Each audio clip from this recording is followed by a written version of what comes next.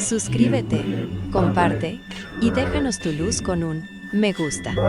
Tu gesto ayuda a que más personas descubran esta hermandad olvidada.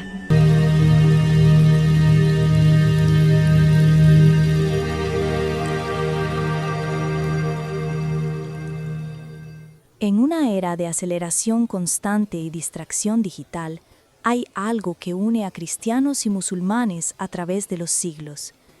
La comprensión de que la oración no es solamente mental o verbal, sino profundamente corporal. 5 veces al día, millones de musulmanes interrumpen sus actividades, extienden una alfombra en el suelo y se vuelven hacia la misma dirección. Sus cuerpos se inclinan, sus frentes tocan el suelo. Gestos que nos resultan familiares. En una era de aceleración constante y distracción digital, hay algo que une a cristianos y musulmanes a través de los siglos. La comprensión de que la oración no es solamente mental o verbal, sino profundamente corporal.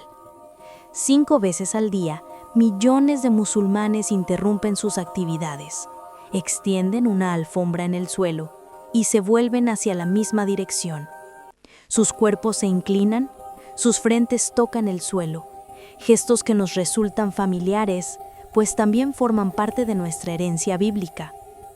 Cuando vemos a un musulmán postrado en oración, tal vez no lo reconozcamos inmediatamente, pero estamos ante una práctica que compartimos en las raíces más profundas de la fe. Moisés se postró ante Dios en el monte Sinaí, Éxodo 34:8. Jesús se echó rostro en tierra en Getsemaní, Mateo 26:39.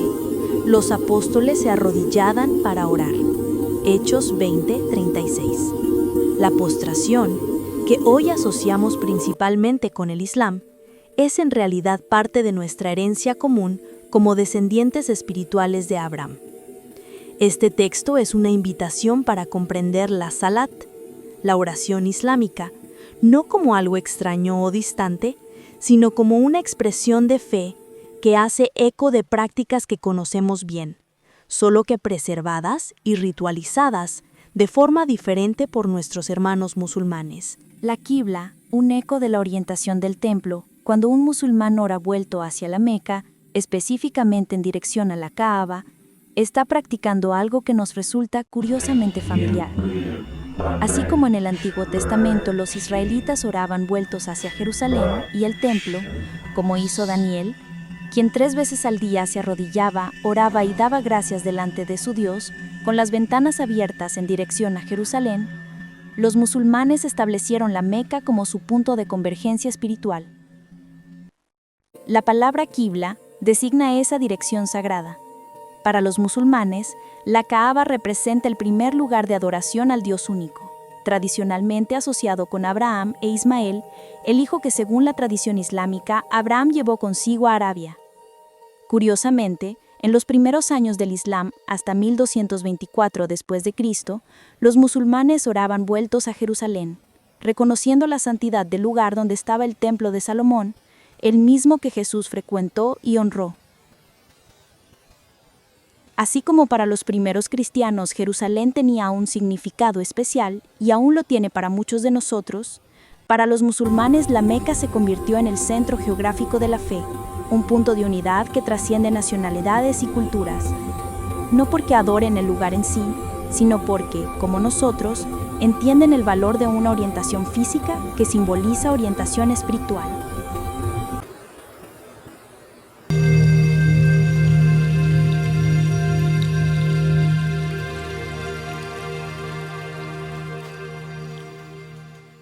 La Qibla, un eco de la orientación del templo. La anatomía de la salat, recuperando gestos bíblicos. La oración islámica no es solamente verbal, es una coreografía de devoción que, cuando examinamos de cerca, resuena profundamente con prácticas bíblicas que muchas veces olvidamos o dejamos de practicar. Qiyam, de pie. La postura de reverencia. El musulmán inicia la oración de pie con las manos sobre el pecho o a lo largo del cuerpo, Esta postura nos remite a varios pasajes bíblicos. Levantaos y bendecid al Señor vuestro Dios. Nehemías 9:5. En la parábola del fariseo y el publicano, ambos están de pie en el templo para orar. Lucas 10:10-13. Estar de pie ante Dios expresa respeto, atención y disposición para escuchar. 3. Sujud, postración, el gesto más bíblico. Aquí está el corazón de la oración islámica y el gesto más profundamente bíblico de todos. La frente, la nariz, las palmas de las manos, las rodillas y los dedos de los pies tocan el suelo. Esta es la misma postración que vemos repetidamente en las Escrituras. Abraham. Entonces Abraham se postró sobre su rostro. Génesis 17:3. Moisés y Aarón. Entonces Moisés y Aarón se postraron sobre sus rostros. Números 16:22. Josué. Entonces Josué rasgó sus vestidos y se postró en tierra sobre su rostro. Josué 7:6. Jesús en Getsemaní. Yéndose un poco adelante, se postró sobre su rostro, orando. Mateo 26:39. Juan en Apocalipsis. Me postré a sus pies para adorarle. Apocalipsis 19:10.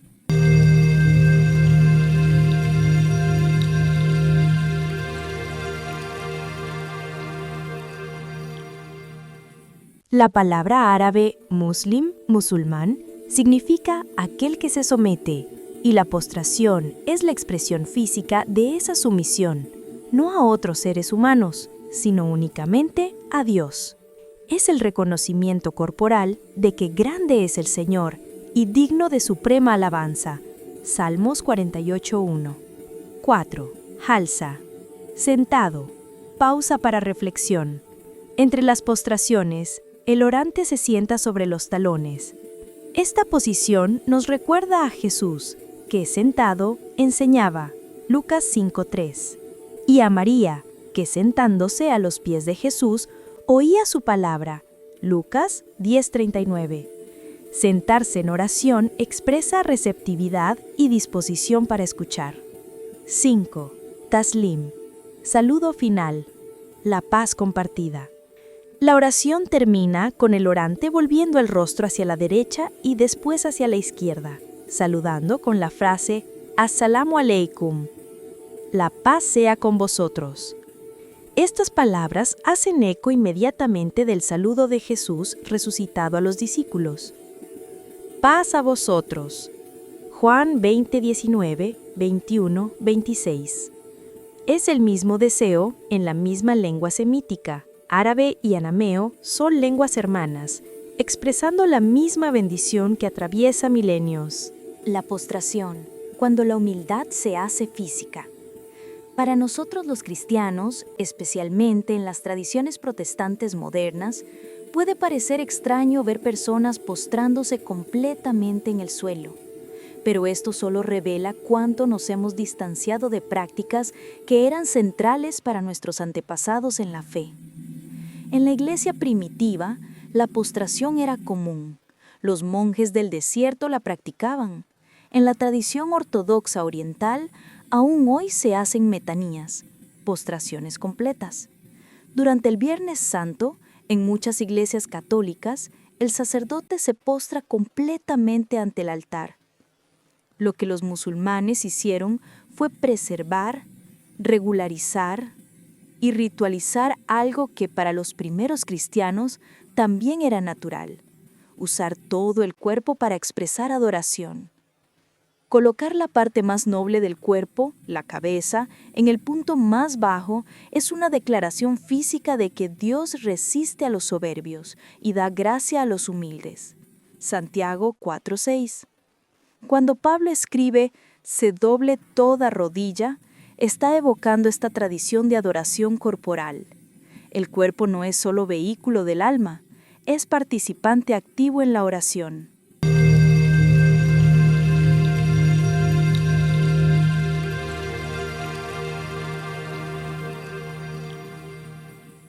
5 oraciones diarias. Ecos de Daniel y de los primeros cristianos. La práctica musulmana de orar 5 veces al día puede parecer intensa, pero tiene raíces bíblicas interesantes. Daniel oraba 3 veces al día. La práctica musulmana, al unir 3 oraciones, se alinea con la práctica de David. El salmista aún afirma: 7 veces al día te alabo. La Iglesia primitiva desarrolló las horas canónicas, momentos específicos del día para la oración, práctica que persiste entre católicos y ortodoxos hasta hoy. Los monjes benedictinos oran 7 veces al día. El Islam, con sus 5 oraciones, está simplemente manteniendo viva esta comprensión de que toda la vida debe estar marcada por momentos de recuerdo de Dios. Los horarios de las oraciones islámicas son: Fajr, amanecer, antes de la salida del sol; Duhur, mediodía, después de que el sol alcanza su cenit; Asir, tarde, por la tarde; Maghrib, ocaso, justo después de la puesta del sol; Isha, por la noche. Estos momentos de transición en el día, de la oscuridad a la luz, del trabajo al descanso, se convierten en portales hacia lo sagrado. Pablo nos exhorta a orad sin cesar, y estas pausas regulares son una forma de encarnar ese mandamiento. El llamado a la oración, un eco de las campanas de las iglesias. El adán, el llamado islámico a la oración que resuena desde las mezquitas, ejerce una función similar a las campanas de las iglesias que durante siglos marcaron la vida en las ciudades cristianas. Ambos dicen: deténganse, recuerden, hay algo más allá del trabajo, del comercio, de las preocupaciones cotidianas.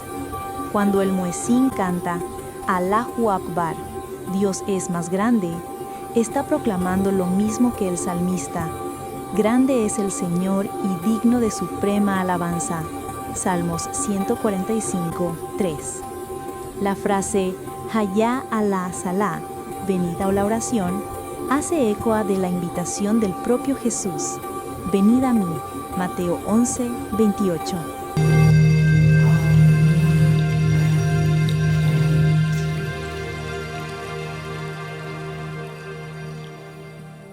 La oración congregacional, igualdad ante Dios. En la oración del viernes, Juma, los musulmanes oran en congregación, y hay algo profundamente cristiano en esta práctica. Ricos y pobres, empleadores y empleados, todos descalzos, lado a lado, postrándose juntos. No hay banco reservado, no hay lugar de honor. Esto nos remite a la enseñanza de Santiago: hermanos míos, que vuestra fe en nuestro glorioso Señor Jesucristo sea sin acepción de personas. Porque si en vuestra congregación entra un hombre con anillo de oro y con ropa espléndida, y también entra un pobre con vestido andrajoso, y miráis con agrado al que trae la ropa espléndida, ¿no hacéis distinciones? Santiago 2, 1 al 4. La oración islámica congregacional encarna físicamente la verdad de que en Cristo no hay griego ni judío, siervo ni libre. Colosenses 3:11. Todos son iguales ante Dios. Purificación antes de la oración. Limpieza corporal y espiritual. Antes de la salat, los musulmanes realizan el wudú, un lavado ritual de las manos, boca, nariz, rostro, brazos, cabeza y pies. Este ritual de purificación nos remite inmediatamente a prácticas bíblicas. Las instrucciones levíticas sobre purificación, Levítico 15, la fuente de bronce en el tabernáculo, donde los sacerdotes lavaban manos y pies antes de ministrar, Éxodo 30, del 18 al 21. Jesús lavando los pies de los discípulos, Juan 13. La exhortación de Santiago: acercaos a Dios, y Él se acercará a vosotros. Limpiad las manos, pecadores, Santiago 4:8. La idea es simple y profunda. Acercarse a Dios requiere preparación, no por mérito, sino por reverencia. El cuerpo limpio simboliza el corazón que desea pureza.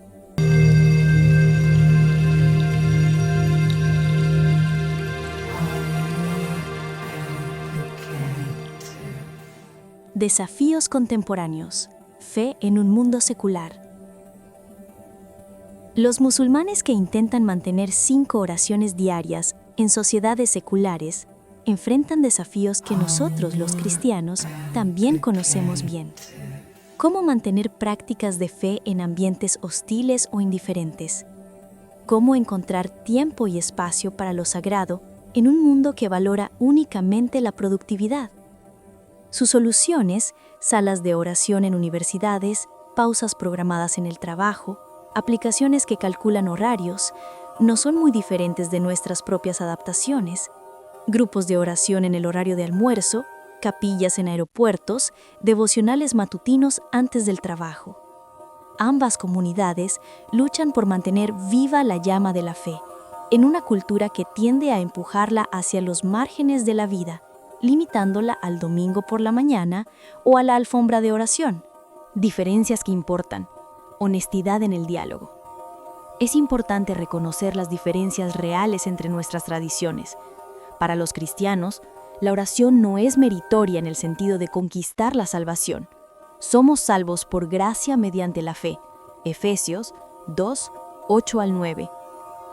La oración es respuesta al amor de Dios, no intento de ganarlo. Los musulmanes no reconocen a Jesús como Hijo de Dios o como parte de la Trinidad, aunque lo honran como profeta. Para nosotros los cristianos, esto es central y definitivo. Nuestra oración es en el nombre de Jesús, Juan 14:13, reconociéndolo como mediador único entre Dios y los hombres, Primera de Timoteo 2:5. Pero aún reconociendo estas diferencias fundamentales, podemos apreciar lo que compartimos: fe en el Dios de Abraham, reverencia por las Escrituras, incluyendo la Torá y los Evangelios, compromiso con la oración, práctica de la caridad, ayuno y la convicción de que hay más en la vida de lo que ofrece el materialismo. Cuando el cuerpo testifica, al observar a un musulmán postrado en oración, podemos ver a un hermano que, a su manera, está practicando algo que también es nuestro: inclinar el cuerpo ante el Dios Altísimo. La forma es diferente, la teología tiene divergencias importantes, pero el impulso fundamental, reconocer que hay un Dios ante el cual debemos inclinarnos, es compartido. Tal vez haya una lección aquí para nosotros los cristianos. ¿Será que, al abandonar progresivamente las expresiones corporales de adoración, arrodillarse, postrarse, alzar las manos, perdimos algo importante? ¿Será que la fe se volvió excesivamente mental, cerebral, desencarnada? Los musulmanes nos recuerdan 5 veces al día que somos cuerpos, que la adoración no sucede solo en la mente o en el corazón abstracto, sino en rodillas que se doblan, en frentes que tocan el suelo y en voces que proclaman al unísono la grandeza de Dios. No necesitamos adoptar sus prácticas, pero podemos aprender de su compromiso. Y podemos reconocer que cuando vemos a alguien postrado en oración, sea en una mezquita, sea en un aeropuerto, sea en una obra durante la pausa, estamos ante un gesto que Abraham, Moisés, David y el propio Jesús conocieron bien. La oración que mueve el cuerpo es, al final, un testimonio de que la fe no es solo idea, sino vida encarnada. Y en esto, cristianos y musulmanes, a pesar de nuestras diferencias, compartimos una convicción: que toda rodilla se doblará, que todo cuerpo es llamado a adorar, y que hay un Dios ante el cual vale la pena inclinarse, hoy, mañana y para siempre. Si este mensaje tocó tu corazón, suscríbete al canal y deja tu apoyo con un me gusta. Así podremos seguir compartiendo historias que unen lo que el tiempo separó.